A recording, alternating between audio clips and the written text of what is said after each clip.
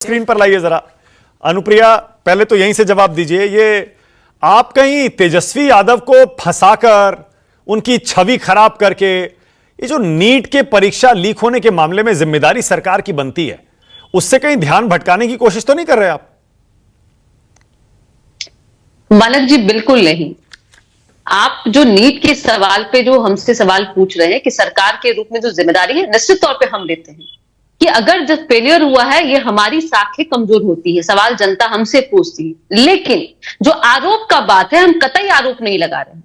अगर जो गिरफ्तार अब विद्यार्थी है, मैं बात करूं अनुराग यादव की, जिनके मैं कहती हूं कि स्टेटमेंट के आधार पे बिहार के आर्थिक अपराध शाखा ने जो स्टेटमेंट कवर किया है, उसके आधार पे जो आरोप है, जिससे अभी प्रवक्ता आरजेडी के जो है वो अपने आप को बचाव कर रहे थे, जिन्होंने कहा कि सिकंदर युद्धवेंद्र की जो नियुक्ति होती है बिहार सरकार, जब इनकी सरकार नहीं थी तब नियुक्ति होती। लेकिन क्रोनोलॉजी समझने की जरूरत है कि इनकी जो नियुक्ति होती है और इनकी नियुक्ति पे जो वहां के नगर विकास के जो अध्यक्ष हैं दानापुर के, उन्होंने आपत्ति जताया। उन्होंने कहा कि इनके कार्य से संतुष्ट हम नहीं है, इनका इंटरफेरेंस होता है कार्यों पे, इनका तबादला करना चाहिए। लेकिन जैसे ही यह आरजेडी सरकार में आती है 2022 में, वो सरकार में आते के साथ में तेजस्वी यादव जी जो मंत्री बनते हैं, उन्होंने इन्हें पुनः पदभार दिया इनके कंप्लेन होने के बावजूद। उसके साथ साथ कई नई जिम्मेदारियां मिली इनको।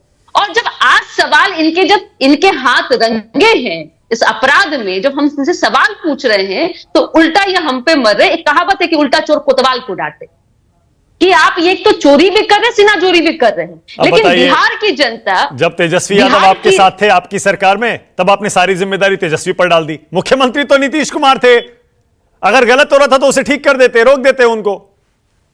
बिल्कुल। देखिए, अगर जिम्मेदारी की बात आप फिर मुझसे पूछेंगे कि एक किसी विभाग में कोई अधिकारी कार्य कर रहा है, तो मुख्यमंत्री डायरेक्ट वहां पे नहीं होते। उस मंत्री का कर्तव्य होता है कि उसके मंत्रिमंडल में और उसके कार्य जितने भी कार्य हैं, अधिकारी है, वो वैसे करप्टेड नहीं हो।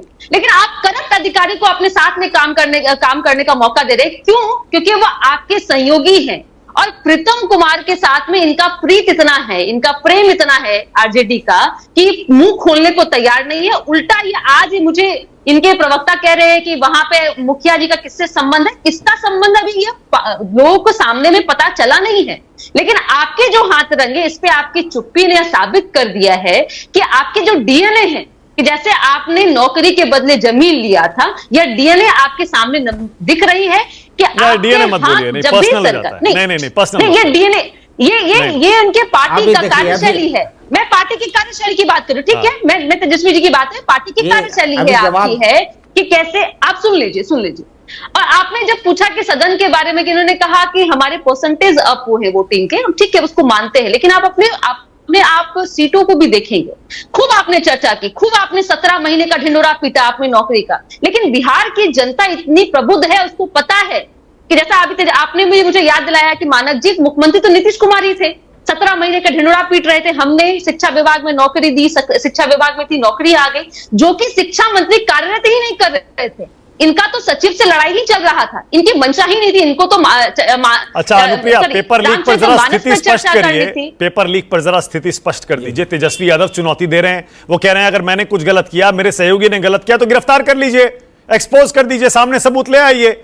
और अभी सुबोध मेहता बता रहे हैं, देखिए वो हरियाणा में बीजेपी नेता हैं, गुजरात में गोधरा में वहां कनेक्शन निकला है। बीजेपी वालों को आप बचा रहे हैं, एनडीए वालों को बचा रहे हैं, और विपक्षियों को सिर्फ फंसाने की कोशिश कर रहे हैं आप। माने जी, 25 लाख बच्चे और उनसे जुड़े उनके परिवार के मैं कहूंगी कि पूरे भविष्य का मामला है, कतई हम बचाएंगे नहीं। और ये बिहार ने, सरकार ने खुद से इसका उद्भेदन किया, और पूरे भारत में इसकी जानकारी हुई, और बिहार की सरकार खुद से संज्ञान ले रही है। अन्य राज्यों की जो बातें हो रही है, निश्चित तौर पे के शर्मा जी यहाँ पे हैं, और वो ये भी स्पष्ट करेंगे कि यह सरकार किसी को बचाएगी नहीं, चाहे वह आरजेडी से संबंध रखता हो व्यक्ति, चाहे बीजेपी से हो। क्योंकि यह भविष्य के खिलवाड़ से साथ में हम बिल्कुल भी समझौता नहीं करेंगे, क्योंकि यह भविष्य भारत का भविष्य है। और सदन की आप बात कर रहे हैं, आप सदन की बात कर रहे हैं, सदन पे चर्चा आप करेंगे कैसे? आपकी मंशा ही नहीं है। करना चाहता हूं। ओके, स्पीकर किसका होगा अनुप्रिया? स्पीकर किसका होगा? निश्चित तौर पे एनडीए का होगा। और ये जो मुझसे पहले अभी प्रवक्ता कांग्रेस की कह रही थी ना कि यहाँ पे अलायंसेस की बात कही थी, ये फूट डालो राज करने वाली जो नीति अपना रही थी, यहाँ नहीं होगा। Before the election, after the election NDA जो मजबूत है, लेकिन बिफोर द इलेक्शन हमने देखा कैसा मजबूती रहा है। यहाँ बैठेंगे कांग्रेस के प्रवक्ता, आरजेडी के प्रवक्ता, बता दे क्या इनका तालमेल था चुनाव में। यहाँ अच्छा अनुप्रिया, एक सेकेंड अनुप्रिया, 1 सेकेंड। जहां तक मुझे याद है केसी त्यागी ने तो कह दिया ना आपकी तरफ से कि बीजेपी का हक बनता है स्पीकर के पद पर, हम बिना शर्त समर्थन देंगे। आप एनडीए क्यों बोल रही हैं फिर? आप बीजेपी कह सकती हैं। ठीक है, आप मैं राष्ट्रीय प्रवक्ता का मैं सम्मान करती हूं और उनके वर्ड्स को मैं फॉलो करती हूं, लेकिन आप जब मुझसे अलायंसेस की बात करेंगे, मैं उस एनडीए के साथी दल में हूं, तो निश्चित तौर पे कहेंगे कि जो स्पीकर होगा वो एनडीए का अच्छा ठीक है, और हमारी सहमति होगी। ओके।